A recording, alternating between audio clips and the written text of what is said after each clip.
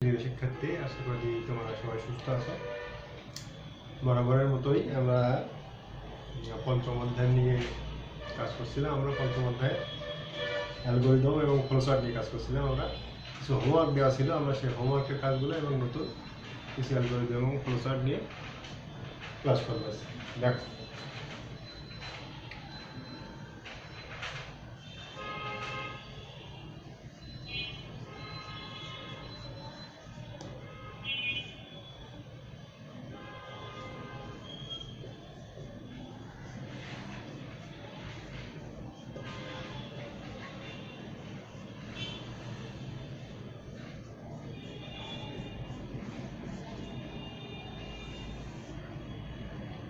আমরা বরাবরের মতো বলছিলাম যে আমাদের অ্যালগরিদম এবং ফ্লোচার্ট করতে গেলে কিছু প্রয়োজনীয় প্রতীক লাগবে। সেই প্রতীকগুলো এক নজরে আমরা একটু বলছি। যেমন এটা দিয়ে আমরা বোঝাবো শুরু বা শেষ। শুরু বা শেষ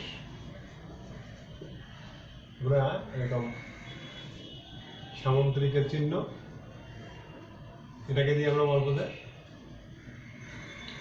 ইনপুট বা আউটপুট।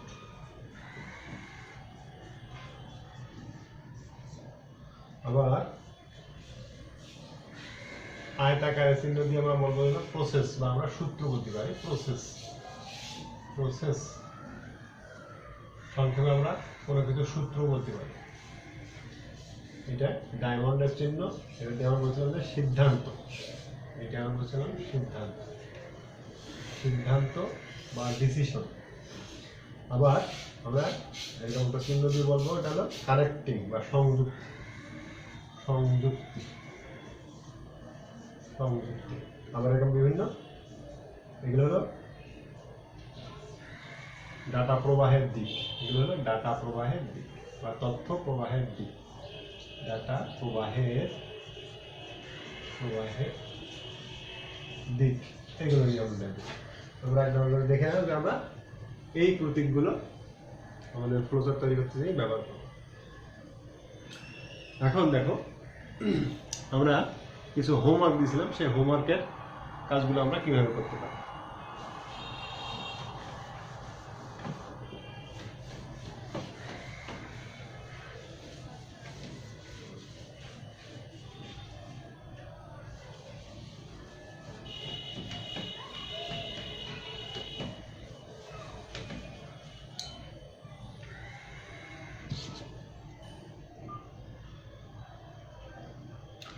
আমরা এটা হোমওয়ার্ক ছিল এরকম, ওই প্রশ্নটা আগে লিখছি।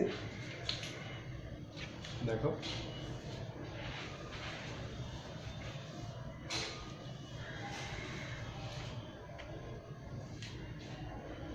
প্রশ্নটা এমন ছিল,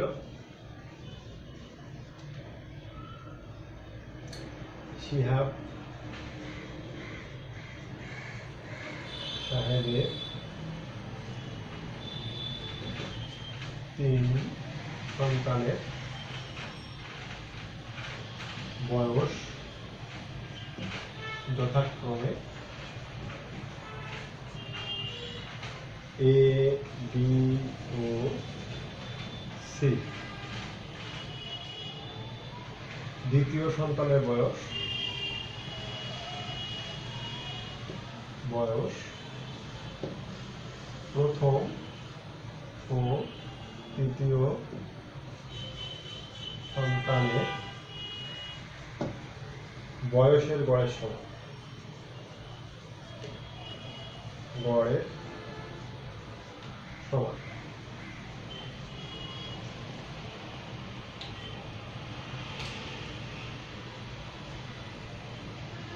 দ্বিতীয় সন্তানের বয়স কমা সকলের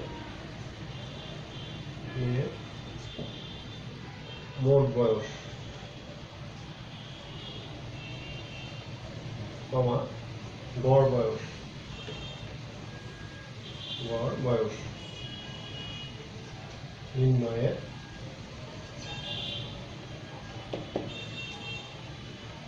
অ্যালগরিদম ফ্লোচার্ট সংক্ষেপে লিখছি অ্যালগরিদম ফ্লোচার্ট লিখো। এইটা হলো আমাদের প্রশ্ন, এমনই আমাদের প্রশ্ন ছিল। দেখো এখন আমরা এই অ্যালগরিদম কিভাবে করতে পারি। Algorithm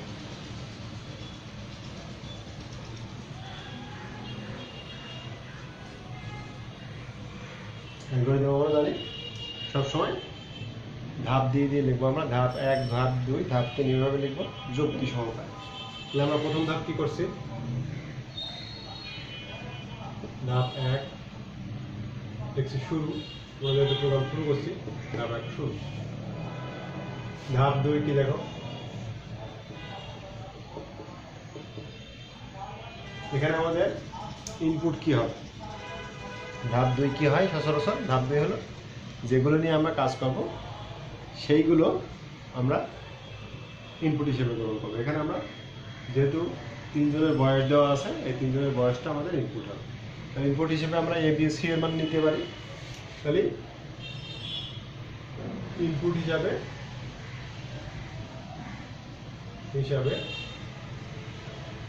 A B O C এর মান গ্রহণ, এইটা আমাদের একটা ধাপ। দ্বিতীয় ধাপ আমরা কি করবো, আমাদের কিন্তু বলা হয়েছে যে দ্বিতীয় সন্তানের বয়স প্রথম এবং তৃতীয় সন্তানের বয়সের গড়ের সমান। তো দ্বিতীয় সন্তানের বয়স এখানে দেওয়া আছে বি, আমরা বি সমান গড়ের সূত্র লিখতে পারি। তাহলে বি ইজ ইকাল টু লিখতে পারি এ প্লাস সি, প্রথম এবং তৃতীয় সন্তানের বয়সের গড়ের সমান। তাহলে দুটোর বয়স, তাহলে দুটোকে যোগ করে আমরা 2 দিয়ে ভাগ করব। নেক্সট আমাদের কি বলছে, মোট বয়স এবং গড় বয়স। তাহলে মোট বয়সের জন্য একটা ধাপ দেব, ধাপটায় আমরা মোট বয়স বলতে পারি, টোটাল এজ বলতে পারি, টোটাল এজ, বা আমরা সাম এজ সাম বলতে পারি। সাম দিয়ে একটা ভেরিয়েবলের নাম দিলাম, সাম দিয়ে আমরা মোট বয়স, তাহলে এই 3টে মোট বয়স। আমরা গড় কি জানি, গড় হলো মোট বয়সকে যতগুলো ভ্যালু আছে এখানে তখন কি আমরা ভাগ, এখানে 3টে ভ্যালু আছে এ বি এবং সি, তাহলে আমরা 3 দিয়ে ভাগ করব। তাহলে ধাপ 5 হবে গড়, গড়ের ইংরেজি আমরা বলছি অ্যাভারেজ, সংক্ষেপে এ বি জি লিখলাম আমরা, সংক্ষেপে এ বি জি গড়। তাহলে সাম আর গড়। এই আমাদের অ্যালগরিদম শেষের দিকে আসছে। এবার আমরা ষষ্ঠ ধাপে শেষ করতে পারি কেমন করে, সবগুলো একসাথেই আউটপুট আমরা লিখব। এখানে আমরা কী কী নির্ণয় করতে বলছিলাম, মেজোসেলের বয়স, মোট বয়স এবং সকলের গড় বয়স। তাহলে আমরা এই হলো মেজোসেলের বয়স বি, মোট বয়স সাম, গড় বয়স এ বি সি নির্ণয়। এইটি হলো আমাদের আউটপুট হয়ে গেল। এবার আমরা প্রোগ্রাম শেষ করতে পারি। তাহলে ধাপ 7 দিয়ে আমরা প্রোগ্রাম শেষ করছি, প্রোগ্রাম শেষ বা শুধু শেষ দিলে হবে প্রোগ্রাম। এই হলো আমাদের এই ঘটনাটা অ্যালগরিদম লিখতে পারলাম। এটাকে যদি আমরা জাস্ট ওই প্রতীকগুলো দিয়ে লিখি সেটা আমাদের হবে ফ্লোচার্ট। সেই প্রতীকগুলো আমরা কিভাবে লিখতে পারি দেখো, ফ্লোচার্ট।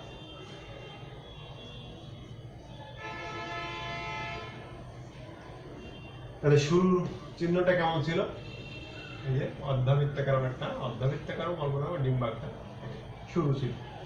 এখানে আমরা শুরু লিখতে পারি। তারপর নিচের ধাপটা কি, যেটা নিচের দিকে আমরা ডিরেকশনটা দিলাম, এই চিহ্নটা দিলাম ডাউন অ্যারো কির মতো। ইনপুট দিলাম আমরা, ইনপুট কি হবে, ইনপুটের চিহ্ন আমরা জানি সামন্তরিক আকার, তাহলে এটা ইনপুট, এই সামন্তরিক আকার, এটা ইনপুট বা আউটপুটের জন্য ব্যবহৃত। তাহলে এখানে কি নেব, 3টে মান ছিল আমাদের এ বি ও সি, এই গ্রহণ, এই মানটা আমরা গ্রহণ করব, এটা আমাদের ইনপুট ছিল। এবার আর দেখো আমাদের সূত্র কয়টা, 1টা 2টা 3টে সূত্র। তাহলে আমাদের প্রসেস কিন্তু 3টে, আমরা 3টে সূত্রের জন্য তিন রকমের সিম্বল, অর্থাৎ আয়তাকার সিম্বল। এই একটা দেব, এই একটা দেব,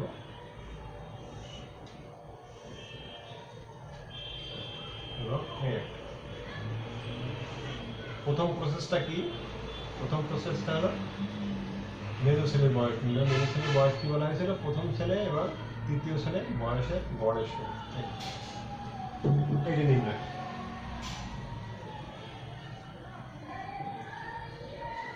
তারপর কি ছিল? সকলের বয়সের সমষ্টি নির্ণয়। বয়স কি? সাম is equal two a plus b plus, সকল বয়সের সমষ্টি বলছি, তাহলে গেল সমষ্টি। নেক্সট আমরা কি করেছিলাম?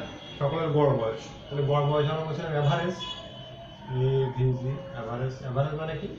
সমষ্টি বাই কতগুলো তথ্য নিয়ে আমরা কাজ করছি। এখানে 3 জন সন্তানের বয়স, তাহলে 3 দিয়ে আমরা ভাগ করব। এবার কি হবে? আমরা আউটপুটের আমরা 3 ধাপে লিখতে পারি, আমরা 1 ধাপেও লিখতে পারি। এখানে কি কি নির্ণয় করছি? বি এর মান, সাম আর অ্যাভারেজ। তাহলে এখানে এরকম লিখবো বি কমা সাম কমা অ্যাভারেজ। এবার আমরা প্রোগ্রাম শেষ করতে পারি। যথারীতি শেষ করব শুরুর মতোই। এখানে হলো এই হলো আমাদের এই ছোট একটা ঘটনা, তার অ্যালগরিদম এবং প্রসেস।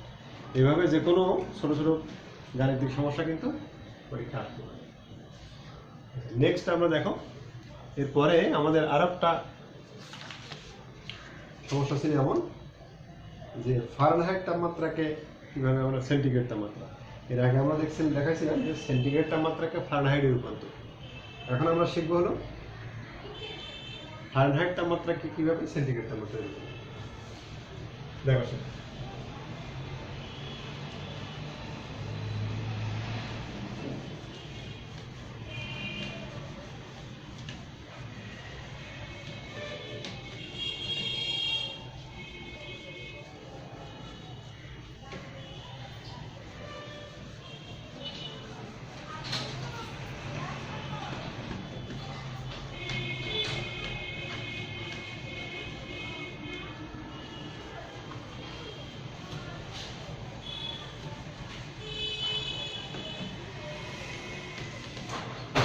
এবার আমরা দেখবো হলো ফারেনহাইট তাপমাত্রাকে কিভাবে সেন্টিগ্রেড তাপমাত্রায় রূপান্তর করা যায়।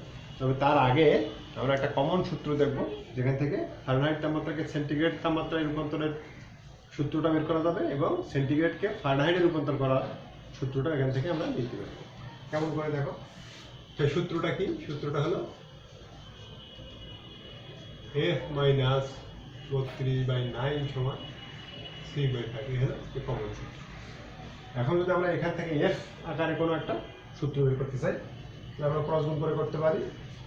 f minus 32 into 5 equal to c into 9, বা আমরা f is minus 32 is equal two c 9 ভাগ 5। এখানে কিন্তু আমরা সি প্রোগ্রামিং করার সময় এই স্টার চিহ্নটা কিন্তু আমাদের গুণ চিহ্ন, আর যে আমরা স্ল্যাশ দিলাম, স্ল্যাশটা কিন্তু কোনো ভাগ বলবো। এখানে গণিতের সাথে কিন্তু এই কিছু গাণিতিক অপারেশনের চিহ্ন একটু মিল আছে। বাহ, এফ ইজ ইকুয়াল টু, তাহলে 32-এর পাশে গেলে প্লাস হবে, তাহলে আমরা লিখতে পারি এটা। তাহলে এটা হলো, দেখা গেলে সি এর মান কোনো একটা মান বসালেই এফ এর মান পাওয়া যাবে। এটাকে আমরা বলতে পারবো সেন্টিগ্রেড তাপমাত্রাকে ফারেনহাইট তাপমাত্রায় রূপান্তর সূত্র। অনুরূপভাবে আমরা যদি এখানে সি থেকে বের করতে চাই, তাহলে আমরা এমন লিখতে পারি সি গুণ 9 সমান f মাইনাস 32 গুণ 5। অতএব C is equal to f minus 32 গুণ 5 ভাগ 9। তাহলে আমরা গত ক্লাসে এটাকে আমরা দেখাইছিলাম, আমরা দেখাবো এটা এই ফারেনহাইট তাপমাত্রাকে কিভাবে সেন্টিগ্রেড তাপমাত্রায় রূপান্তর করা যায়। অর্থাৎ এফ এর মান যদি আমরা কোনো একটা কিছু দিই, এগুলোর সাথে যোগ বিয়োগ গুণভাগ হয়ে এই মানটা আমাদের আউটপুট হিসাবে আসবে। তাহলে এখানে আমাদের ইনপুট কি বলতে পারি? এই মানটা আমাদের যেহেতু দিতে হবে, তাহলে এটা ইনপুট, বের হবে এই মানটা, তাহলে এটা হলো আউটপুট, সি হলো আউটপুট। তাহলে এখানে এফ হলো ইনপুট, সি হলো আউটপুট। আমরা এখন করবো হলো ফারেনহাইট তাপমাত্রাকে কিভাবে সেন্টিগ্রেড তাপমাত্রায় রূপান্তর করা যায় সেটার অ্যালগরিদম দিয়েছি। তাহলে আমরা সূত্রটা কিন্তু দেখে নিলাম, এফ মাইনাস 32 ইন্টু 5/9, এই সূত্র দিয়ে আমরা দেখো।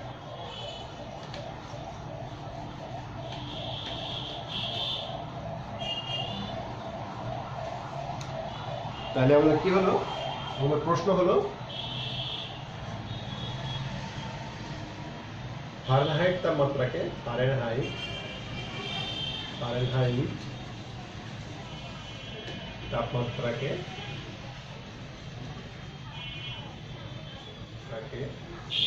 সেন্টিগ্রেড তাপমাত্রায় রূপান্তর এইটার আমরা অ্যালগরিদম ফ্লোচার্ট কি সেটা আমরা দেখি। এখন দেখো, তাহলে আমাদের সূত্রটা এখানে আমরা একটু লিখে রাখতে পারি, আমাদের কাজে লাগবে লিখলে। সূত্রটা কেমন ছিল, C is equal to F minus 32 into 9/5, কেমন ছিল। এবার দেখো আমরা এর অ্যালগরিদম কি লিখবো। তাহলে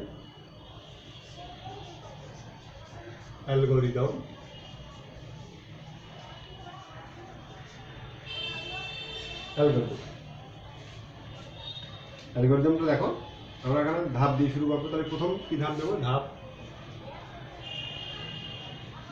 1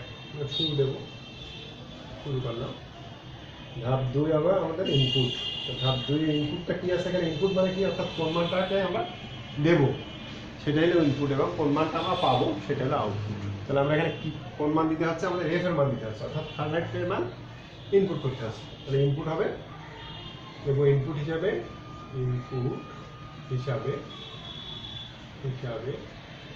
এফ এর মান গ্রহণ, এটা ইনপুট। এখানে একটাই যেহেতু ইনপুট, আমাদের পরের ধাপ তাহলে কি হবে, এখানে কিন্তু সাধারণ ক্যালকুলেশন। তাহলে আমরা পরের ধাপে লিখতে পারি, পরের ধাপে আমরা সূত্র লিখতে পারি, যেটাকে আমরা বলবো প্রসেস। তাহলে C is equal to F minus 32 into 9/5, এটা লিখলাম। এই সূত্র প্রয়োগ হয়ে গেল আমাদের। এরপর আমাদের কি হবে, তাহলে আমরা রেজাল্টটা হলো কি, সিটা আমাদের বের হবে। এফ এর মান যদি আমরা ইনপুট করি, তাহলে আমাদের সি এর মান নিতে হবে। তাহলে সি এর মান প্রিন্ট করি, প্রিন্ট মানে আমাদের এই মানটা বের হবে, প্রিন্ট করি বা সাপিক যেটাই বলি আমরা। ধাপ 5 হলো আমাদের প্রোগ্রাম শেষ। এই হলো আমাদের ফারেনহাইট তাপমাত্রাকে সেন্টিগ্রেড তাপমাত্রায় রূপান্তরের অ্যালগরিদম বলে। এবার আমরা দেখো এই ঘটনায় ফ্লোচার্ট কিভাবে করতে পারি। প্রথমে শুরুটা আমরা কেমন, শুরুটা এরকম, এটা হলো শুরু। নিচের ধাপে কি আসবো, ইনপুট আমরা বলছিলাম যে সামুদ্রিকের মতো। এখানে ইনপুট নেবে, ইনপুট কি এখানে আমাদের এফ এর মান ইনপুট। তাহলে আমরা লিখবো এফ এর মান গ্রহণ। এবার আমাদের কি হবে, প্রসেস। তাহলে প্রসেসটা কি, প্রসেসটা হলো এই সূত্রটা হলো আমাদের প্রসেস। তাহলে সূত্র যখন সেটা হবে আয়তাকার, তাহলে C is equal to F minus 32 9/9। এরপর কি, এটা আমাদের আউটপুটটা ঠিক ইনপুটের মতোই। তাহলে আমরা এটা হবে এরকম সামুদ্রিকের মতো সমান্তরাল। তাহলে সি এর মান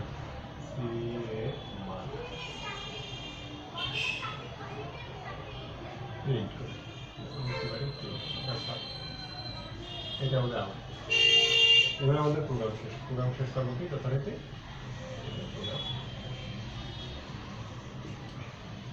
এই গেল আমাদের ফারেনহাইট তাপমাত্রাকে সেন্টিগ্রেড তাপমাত্রায় রূপান্তরের অ্যালগরিদম এবং আচ্ছা, আমরা যে কোনো সূত্রের ক্ষেত্রে কিন্তু এটা আমরা নিজেরাও করতে পারি। এর আগে দেখো তোমার একটা সমস্যা দেওয়া ছিল যে সমদ্বিবাহু ত্রিভুজের অ্যালগরিদম এবং ফ্লোচার্ট নির্ণয় করো। এটা তোমরা কিন্তু এই সূত্র দিয়ে করতে হবে। অ্যালগরিদম সমদ্বিবাহু ত্রিভুজের কি থাকে, দুটো বাহু দেওয়া থাকে। মনে করো একটা বাহু দেওয়া আছে এ, একটা বাহু দেওয়া আছে বি। তাহলে এই দুটো বাহু থাকলে সমদ্বিবাহু ত্রিভুজটা কেমন হয়? সমদ্বিবাহু ত্রিভুজটা এরকম, দুটো বাহু সমান থাকে, এ বি সি। মনে করো এটা হলো এ বাহু, এটাও বি, এটাও বি, দুটো বাহু সমান। তখন এই সূত্রটা কি হয়? সূত্রটা হলো ক্ষেত্রফল। ক্ষেত্রফলের ইংরেজি আমরা বলছি এরিয়া। তাহলে এখানে হয় সূত্রটা কেমন? B by A root over 4b square minus a square, এরকম সূত্র। এখন তোমরা এটা নিজেরা কিন্তু ঠিক এগুলোর মতোই করতে পারবে। এখানে ইনপুট হবে কি কি? এখানে ইনপুট হবে এ এবং বি, দুটি বাহু। প্রসেস কি হবে? প্রসেস শুধু একটা সূত্রই হবে এই, কিন্তু এটাকে যদি তুমি এখানে এই জায়গাটা তুমি এরিয়া ইনপুট লিখতে পারো। তারপর এখানে কি লিখবা? সি এর জায়গায় লিখবো এরিয়ার মান প্রিন্ট করি, তারপর প্রোগ্রাম শেষ। এমনভাবে এটি পাবো। আমি একটা একটু আনকমন তোমাদের জন্য, সবার জন্য না, কেউ কেউ যদি কঠিন মনে করো, সামান্য ছোটো ছোটো জিনিস অনেক সময় জটিল মনে হতে পারে। আমরা সাধারণ একটা জিনিস দেখাচ্ছি, দেখো যে কোনো জিনিসকে তোমরা এইভাবেই করতে পারবে। সাধারণ সেই জিনিসটা কেমন সেটা একটু খেয়াল করো। যদি এমন বলে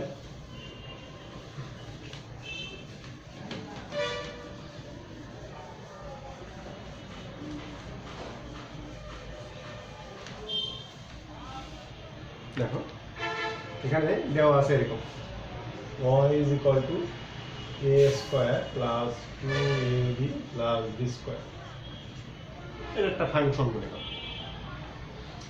এর অ্যালগরিদম প্রসেস,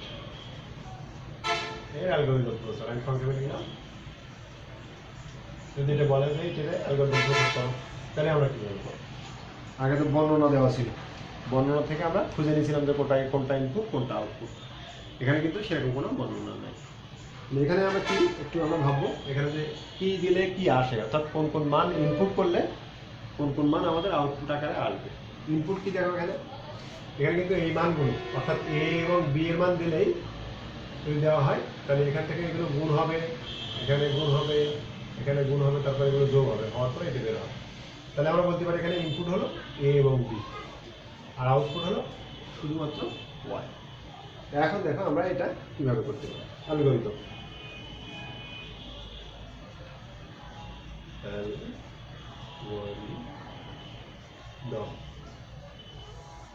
এখানে আমরা লিখে রাখতে পারি ফ্লোচার্ট।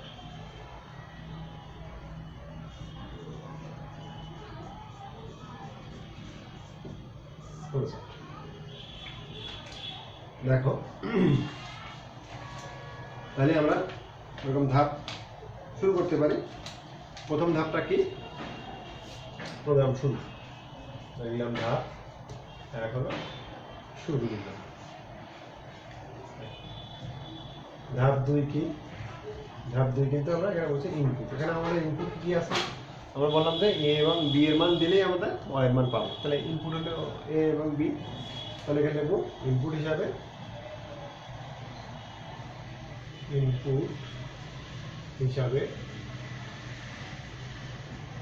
এ ও বি এর মান গ্রহণ, এইটা আমাদের ইনপুট। তাহলে আমাদের ইনপুট কি? এ এবং বি এর মান আমরা গ্রহণ করছি, তাহলে আমাদের ইনপুট। আচ্ছা, এবার দেখো আমরা প্রসেসটা আমাদের কি? ধাপ 3 দেখো এখানে কিন্তু সূত্র দেওয়া আছে, এটুকু দেওয়া আছে। তাহলে এটা হলো সূত্র y is equal to a square plus 2ab plus b square, এটা নির্ণয়। তাহলে আউটপুট কোনটা? আউটপুটটা হলো y। তাহলে ধাপ 4 এটা হলো y এর মান প্রিন্ট করি বা প্রিন্ট করি।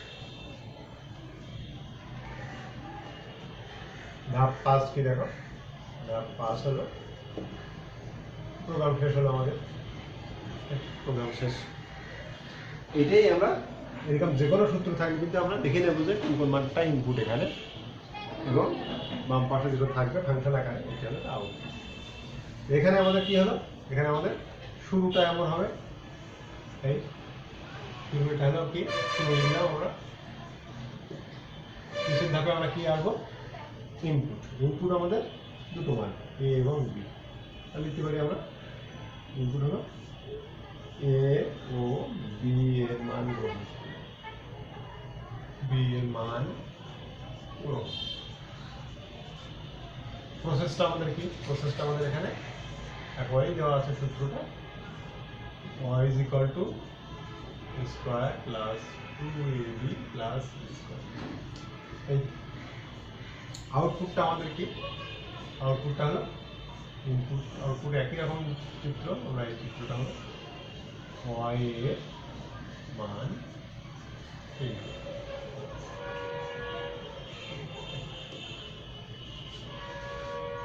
এবার আমাদের প্রোগ্রাম শেষ।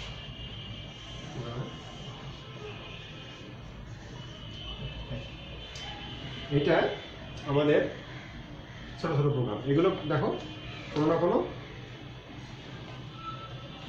মান বা ছোট কোনো বর্ণনা, কোনো অঙ্ক, কোনো বর্ণনা থাকলে সেখান থেকে আমরা সূত্র আকারে এটাকে করতে পারি, আর নির্দিষ্ট করে সূত্র দেওয়া আছে সেখান থেকে অ্যালগরিদম প্রচার করতে পারি।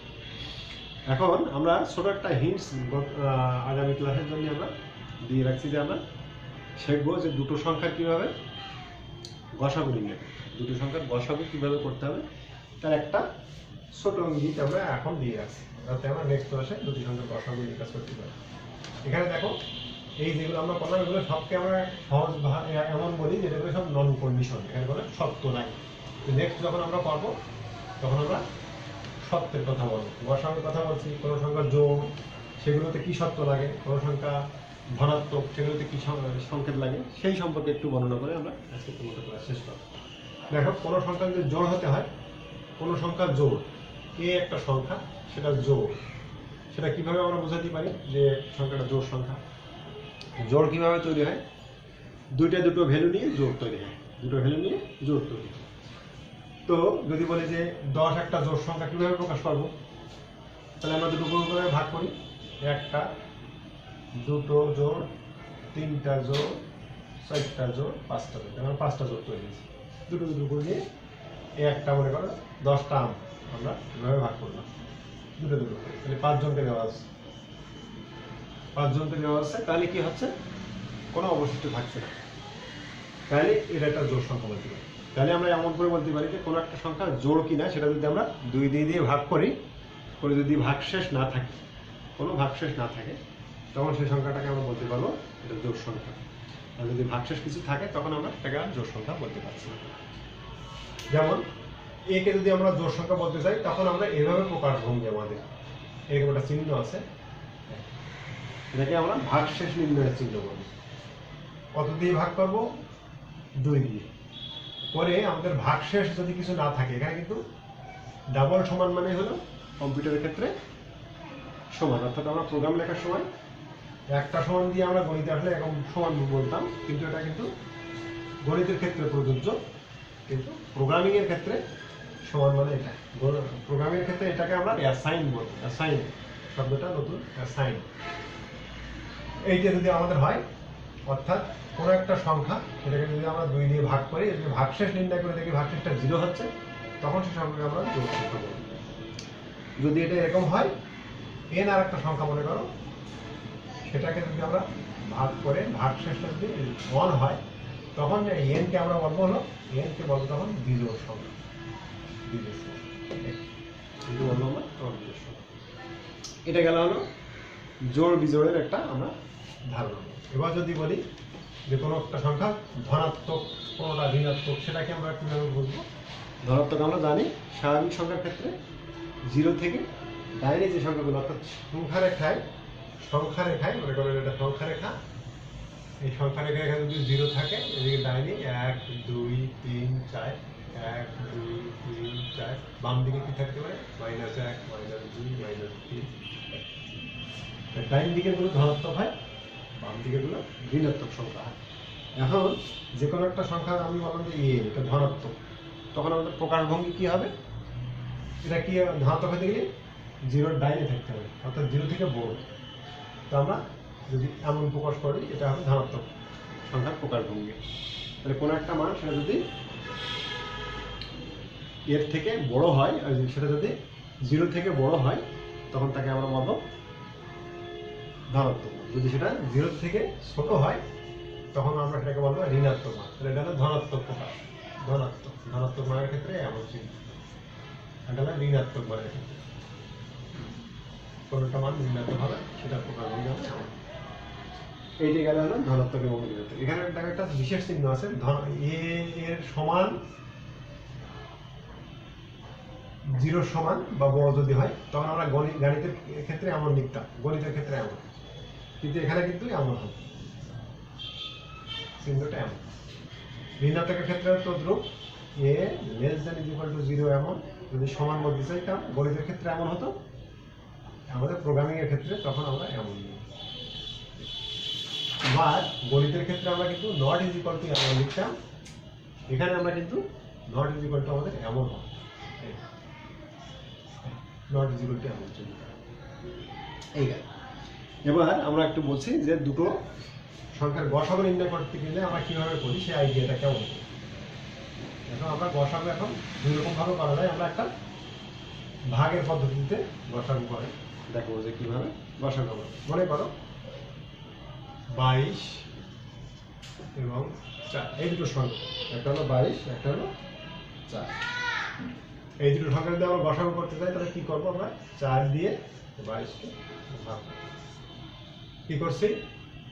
এটা হলো ছোট মান, স্মল মান, এটা হলো লার্জ মান, বড় মান। তাহলে ছোট মান দিয়ে বড় মানকে ভাগ করছি। দেখো এখানে ভাগ শেষ থাকে, ভাগ শেষ থাকে, ভাগ শেষকে ইংরেজিতে রিমাইন্ড বলি আমরা। তো এই মানটাকে আমরা বলতে পারি এটা আর রিমাইন্ড। যদি এখানে ভাগ শেষ না থাকতো, তাহলে এই ছোট মানটাই গসাগু, সরি এই ছোট মানটাই গসাগু, ঠিক আছে, এই ছোট মানটাই গসাগু। যদি এখানে জিরো না হয়, তখন আমরা আবার এটাকে ছোট মান ধরি, এটাকে বড় মান ধরি, তখন আমরা এই 4কে আবার ভাগ করব। এখানে ভাগ শেষটা জিরো হয়ে গেছে। যদি না জিরো হতো, তাহলে আবার আমরা ভাগ করতাম।